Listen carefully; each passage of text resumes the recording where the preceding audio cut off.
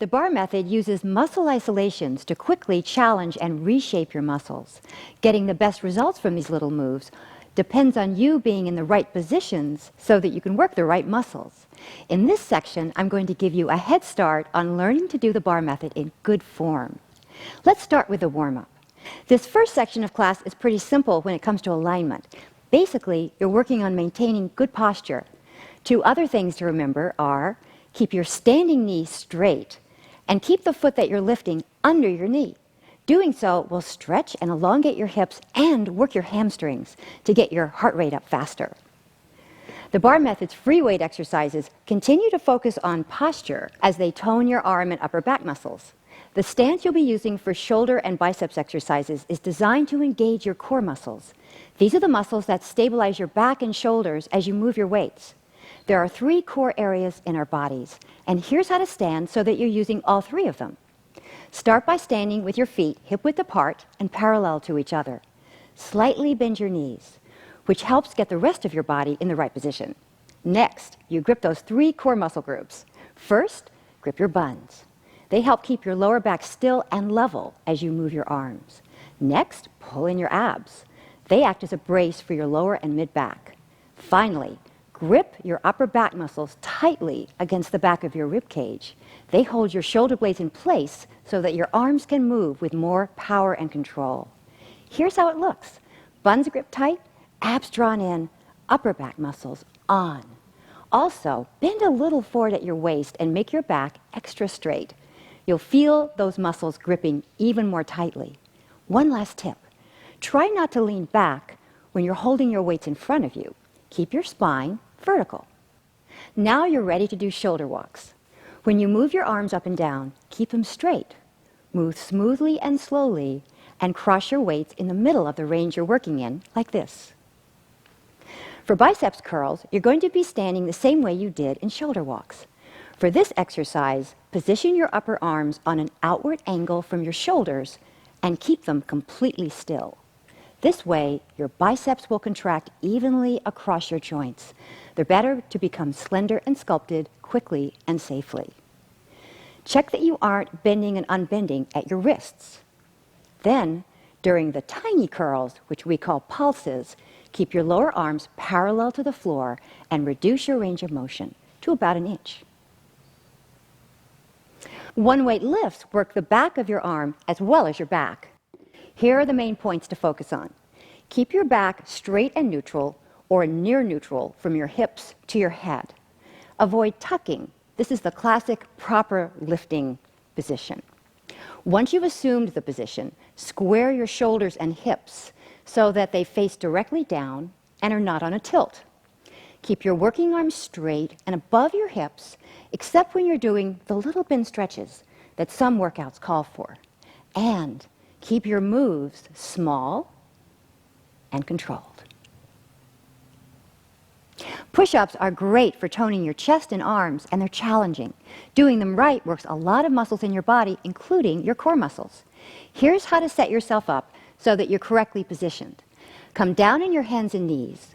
Open your legs to hip-width apart or even a bit wider. Just don't press your legs together. Firmly grip your glutes and your abs and lower your hips down to in line with your torso and legs.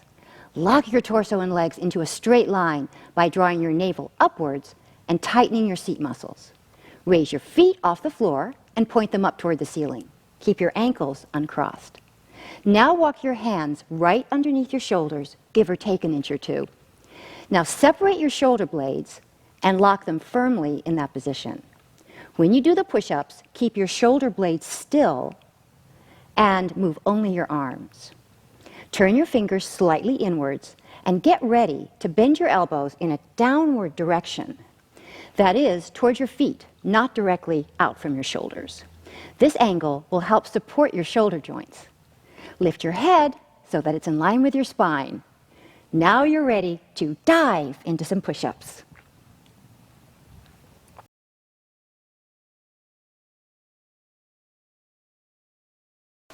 Reverse push-ups play the biggest role of any upper body exercise in sculpting your arms. They work your triceps, which is your arm's largest muscle, and when sculpted, gives your whole upper arm a great defined look. I'm telling you this partly because I want you to do reverse push-ups correctly, and it's so easy not to. Sit on the floor with your feet in front of you and place your hands under your shoulders. Lock your shoulder blades down, and you'll feel your neck lengthen, and lift your seat off the floor.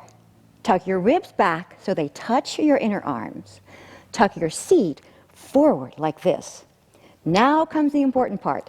Move your shoulders right over your wrists. Don't let your shoulders lean forward of your wrists. This form point is important, both because it makes this exercise safe for your shoulders and wrists, and because it gets you in the right muscle. Try a few elbow bends. Check that you're not dropping and lifting your seat or sliding your shoulder blades up and down. You're really bending your elbows. This will probably feel really hard at first. Stick with it though. Bar method reverse push-ups are brief, less than a minute, and worth the great results. If you have sensitive wrists, you can substitute another good triceps exercise.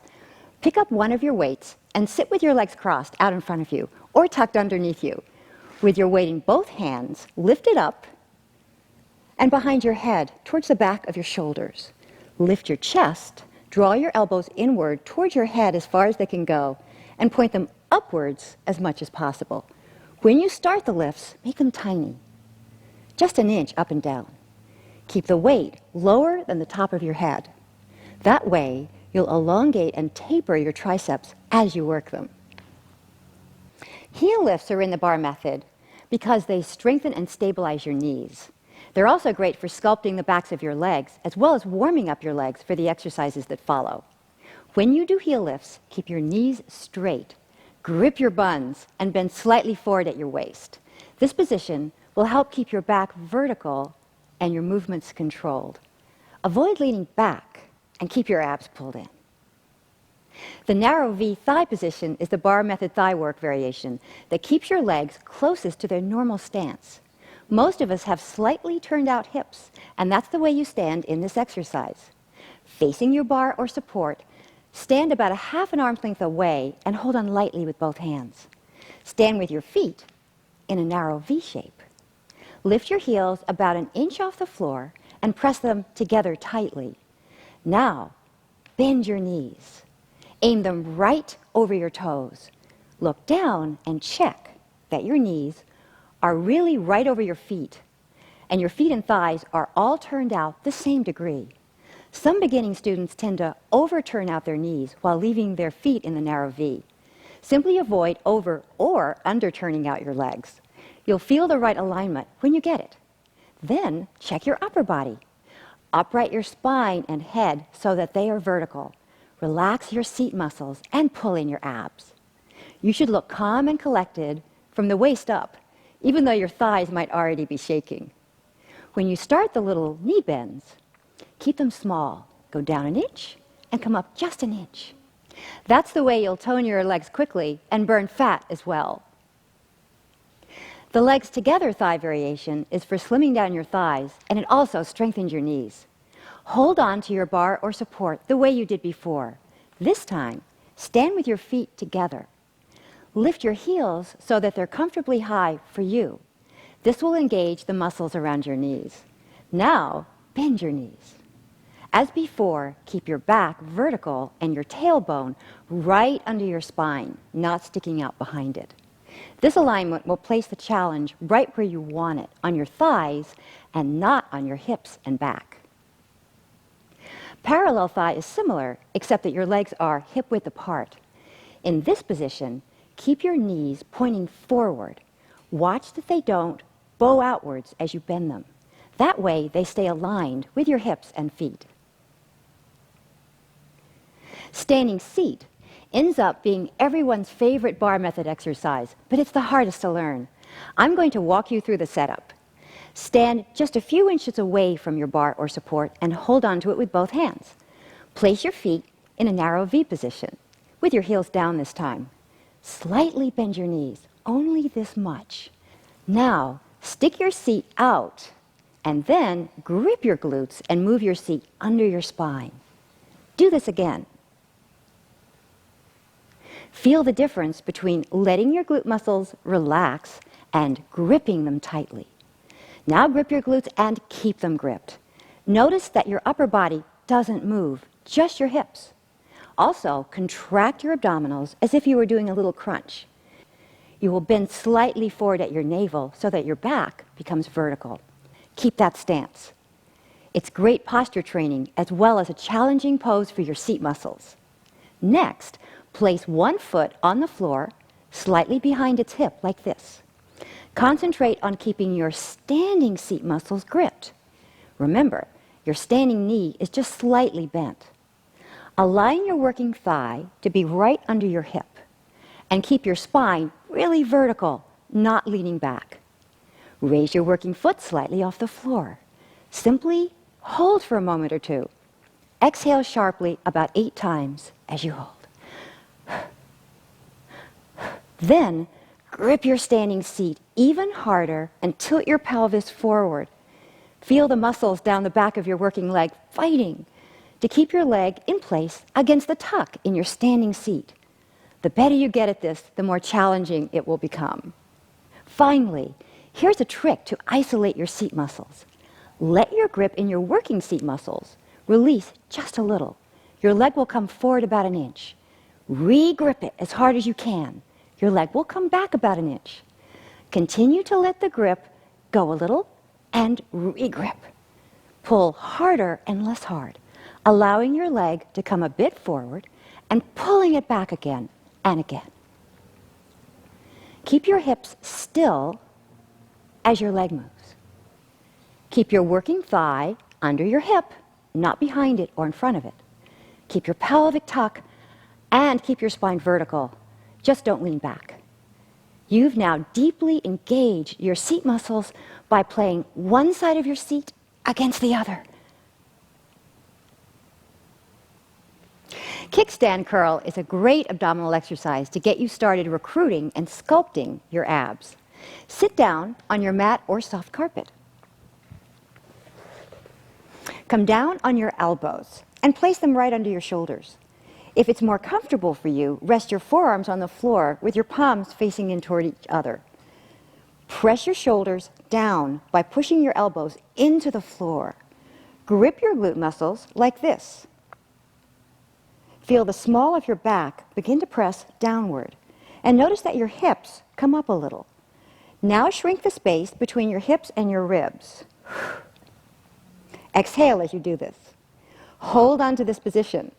When you begin to curl, move your rib cage forward slightly and downward slightly, and keep your lower body still. Your head and neck should remain still and aligned with each other. To assure that yours are, tuck your chin backwards toward your throat to make sure it isn't jutting forward as you curl. Your abs press down with every little curl, and the slight backwards motion between curls is small and controlled. Tabletop curl is a really fun curl variation that targets the upper part of your six-pack muscle, where most of the definition shows up. You already know that your head stays aligned over your shoulders and that your lower body stays still. In addition, in this position, hold on to your thighs like this, with your elbows bent out to the sides. The bend in your elbows will ensure that your biceps are helping you curl, not your neck muscles. Also, whenever your arms are helping you curl, keep your shoulders square, not rounded forward. If you need extra support for your neck, shoulders, or back, just take a small throw pillow or a small mat and place it under your ribcage, like this. Then, do the exercise as instructed. Definitely, back dancing is the most fun exercise of all. You're kind of doing club dancing on your back. Back dancing has a lot of benefits. It sculpts your seat, tones your inner thighs, and therapeutically stretches your lower back and hips. Here's how to do it. Place your feet flat on the floor and hip width apart. Move your feet a little forward of your body, like this. Lift your seat up a few inches off the floor and press your rib cage down onto the floor. Keep your rib cage still so that your glutes do all the work, not your back muscles. Hold onto your rib cage for a few reps to check that it isn't moving. Exhale with every lift. The exhales will help keep your back muscles relaxed. During the little in-place tucks, tilt your hips slightly upwards. During the full range tucks that go up and down, hinge from your lower rib cage like this. Have fun. The butterfly stretch stretches your glute muscles right after you've worked them in the back dancing exercise. Cross thigh over thigh like this, rather than shin over shin or ankle over ankle. Close all the space between your inner thighs and flex your feet. Then take hold of your knees, your shins, your ankles, or your feet, whatever you can reach, and open your lower legs directly out to the sides. It doesn't matter how far outwards your lower legs go, but keep your knees bent to 90 degrees and not overbent. When you get into the right position, you'll feel this stretch deeply. If you have difficulty crossing your legs, you can substitute a figure 4 stretch, which looks like this. The strap stretch is your last hamstring stretch of the class. Our hamstrings work really hard in our daily lives and need extra stretching. Your hamstrings may be tight or flexible, but it doesn't matter during this stretch. Its purpose is to release tension, give your legs more elasticity, and taper the muscles up the backs of your legs. Your hamstring muscles extend across the backs of your knees. So keep your knees straight as you stretch them. Use your strap to adjust the angle of your leg so that your leg is able to stay straight. Meanwhile, keep your lower leg pressed firmly down so that it becomes a foundation for your other leg as it stretches. These tips will help you to get the most out of this bar method workout quickly and safely. So look back at this section from time to time to review the positioning of the exercises. Have a great class.